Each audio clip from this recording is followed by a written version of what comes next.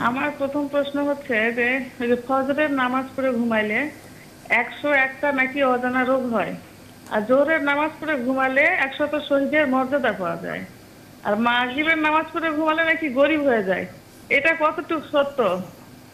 আর তাহাজ্জুদের নামাজ ফজরের আজান যখন দেয় তার আধা ঘন্টা আগে হবে কিনা, এইটা এইটা আর কি।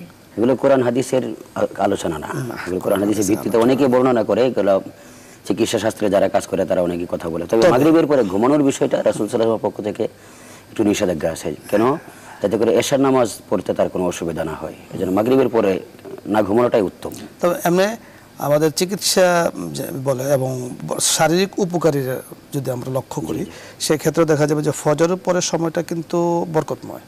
এবং একটা প্রবাদ বাক্য আছে যে সুবাহ কা দাওয়া, সুবাহ কা হাওয়া হার রোগ কা দাওয়া, সকালের যে বাতাস এটা কিন্তু অনেক রোগের ঔষধ।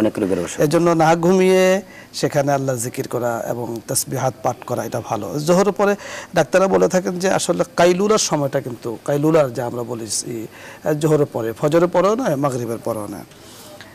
আর ফজরের যে কি বলে আধা ঘন্টা আগে তাহাজ্জুদের নামাজ পড়া যাবে কিনা? ফজরের আজান যদি ওনাদের এলাকায় নির্দিষ্ট সময়ে হয়, মানে আউয়াল ওয়াক্তে হয়, আউয়াল ওয়াক্তে যদি হয় তাহলে পড়া যাবে। ধন্যবাদ আপনাকে।